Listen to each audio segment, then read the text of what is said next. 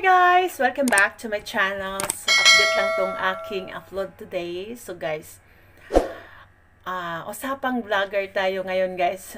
Wala naman kasi akong ibang content sa usapang vlogger na lang tayo. Kasi napansin ko ngayon guys, napakadami na ngayong content creator, especially sa page. Ayan, ang dami na nagbablog ngayon sa page. Kasi guys, makita nyo naman talaga ang dami nagpiplex ng kanilang mga salary. Ayan, congratulations yan sa mga malalaking.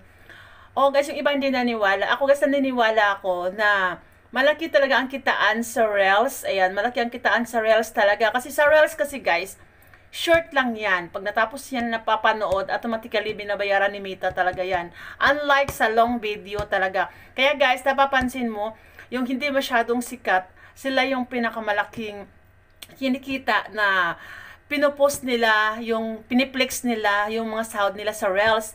Unlike sa mga kilalang mga vlogger noon na hindi sila makapaniwala. Like kay Roel, like kay Ian, kay Chito, kay Big Masters, ano pa yung mga dyan? Sino ba yung mga lumang mga Kasi guys, sa kanila long video kasi, hindi pa nila pinasok yung Reels. Kaya napapansin ko talaga ngayon guys, napakadami na lang napakadami nang nagko-content.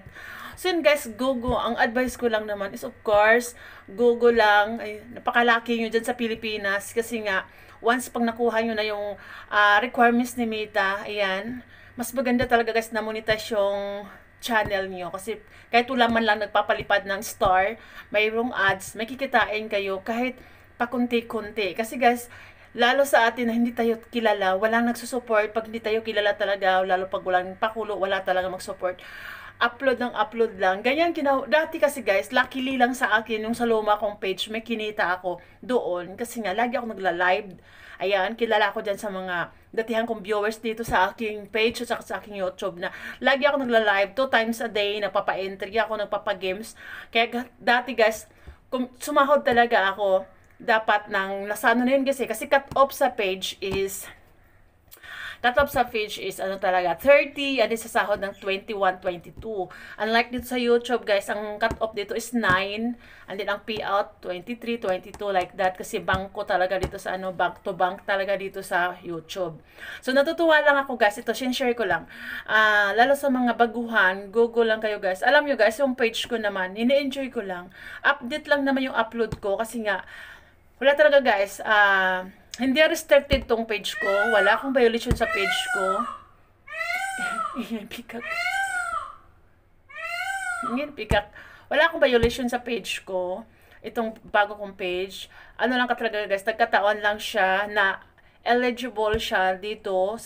Dito eligible siya. Napapansin nyo yung pinost ko before, wala talaga ang Muscat, hindi siya ma-monetize yung stream ads at saka star. So wala ang earnings na pumapasok yung sa page ko guys. Pero may nakatingga ako guys sa page ko na I think $6. Ngayon, may $6 ako nakatingga sa aking page.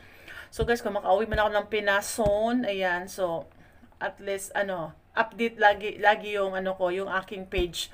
So dito sa YouTube guys, maliit lang maliit lang dito ang ni YT requirements 1,000 subscribers and 4,000 public watch hours. Ito yung pinakamabigat kasi kailangan mo mag-live dito. Yun, mabilis lang kasi achieve yung 1,000 subscribers. Yung watch hour talaga ang mabigat kasi kailangan mo mag-live dyan, mag-upload ng long video. So yun, unlike sa page guys, ang daming tools doon, napakadaming tools doon. Lalo yun sa Reels, ayan, pamonetize mo yung Reels, may bonus pa doon, and stream ads, star, subscription, so maraming pagkikitaan sa page. Kaya hindi ako magtataka pag may nag-post na guys about sa salary doon sa Reels, sa page na ganun kalaki, kasi totoo yan guys.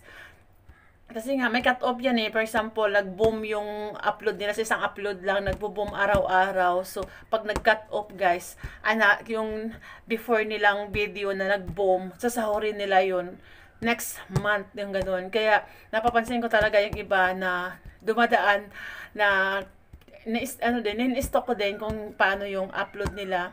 Maliit lang din yung mga views nila. Maliit lang din yung, what's this? followers, pero kumikita sila ng $200, $300. Kasi nga guys, once pag na-monetize ka sa Reels, ayan, sa Reels guys, yun ang ano, maganda. Kasi seconds lang dyan, 5 seconds, 10 seconds. Once pag napanood kasi yan lahat, automatically binabayaran ni Meta. Unlike sa mga long videos, kailangan mo tapusin. Ngayon ganyan. So yun. Yung iba kasi guys, may napanood na naman ako kanina na unbelievable. Hindi siya unbelievable. Once pag ano, araw-araw ka, just imagine, mag-upload ka ng 6 times a day na Reels, and seconds lang yan. Once pag monetize na yung Reels, guys, yung Reels nyo, yung ads on Reels, pag monetize na yung ads on Reels nyo, tapos upload kayo everyday, 6 times, 5 times, automatically talaga, isa dyan, kung mayroon mang tutaas ng views, talaga may sahod talaga, may kita talaga. So yun, natutuwa lang ako guys. Sometimes, hindi ko iwasang malungkot kasi, ano guys tawag nito, nag-ano din ako guys, nagsisikap din ako, nag-support, nag-account me in din ako sa page ko kasi ang bilis, kat hotspot lang ako dito, nakakapasok ako agad sa page ko. Unlike dito sa YouTube, naglo-loading pag pumapasok ako sa mga nagla-live. Kaya guys, anyway, hindi naman ako guys naghanap na ng subscribers dito sa YouTube ko kasi kusa lang na may nagsusubscribe sa akin kasi lagi akong nag-upload ng short. Ayan guys, good news dito sa sa YouTube kasi yung short guys, 'di ba walang ads pero mayroon siyang earnings. Kaya ayan, shout out sa mga datihan kong mga viewers na may YouTube. Ituloy nyo lang yun guys kasi maliit lang naman ang requirements dito ni YouTube. 1,000 subscribers lang and then 4,000 watch hour. Ayan. So guys, tuloy nyo lang. Sayang din. Sa akin guys, alam nyo, 2 taon ko rin tong napabayaan na hindi ako lagi upload, nagla-live. Pero guys, of course, may pumapasok na earnings kahit papaano. Kasi guys, sumasali ako sa Rolling On, and then pag sa bahay ako, inaano ko siya, piniplay ko sa aking laptop, sa TV, sa mga cellphone ng mga kasama ko sa bahay, yan. Kaya guys, kahit pa paano, may pumapasok. Once kasi pag panibagong, view, papasok talaga yan, views, papasok at least, ayan, kasi napapansin yung iba guys, hindi na araw-araw nag-upload, yung sa kanila is, update lang, rolling on, ganyan.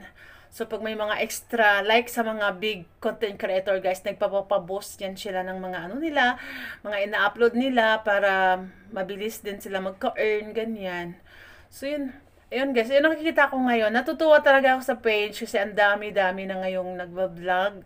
So, of course, wag lang nilang i-pressure masyado yung sarili nila kasi hindi ka naman talaga magkaka-earn sa page, lalo sa Facebook, pag hindi ka pa monetize. Ayan, sa Facebook, napakahigpit din.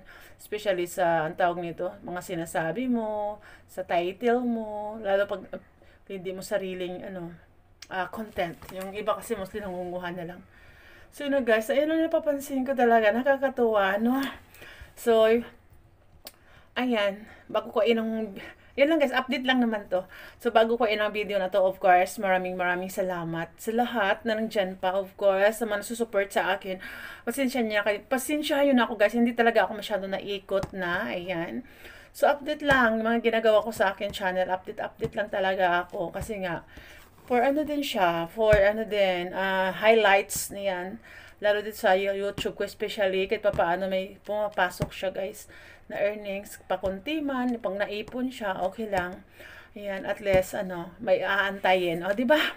So, guys, ayan, si Nils pala, sa kabila nag-jote, guys, every day, nagsujote siya 2 times a day, 2 times a day, yes. So, yun kasi naantay ko siya, kasi naisipan ko muna mag-vlog to update din, kasi how many days na rin ako wala update dito sa aking YouTube channel. So, yun, guys, again, sa hindi pa nakasubscribe, nakapalo ng aking YouTube channel, ng aking page, ayan, pakipalo, guys, subscribe na rin. So, again, thank you for watching, see you in my next vlog, bye!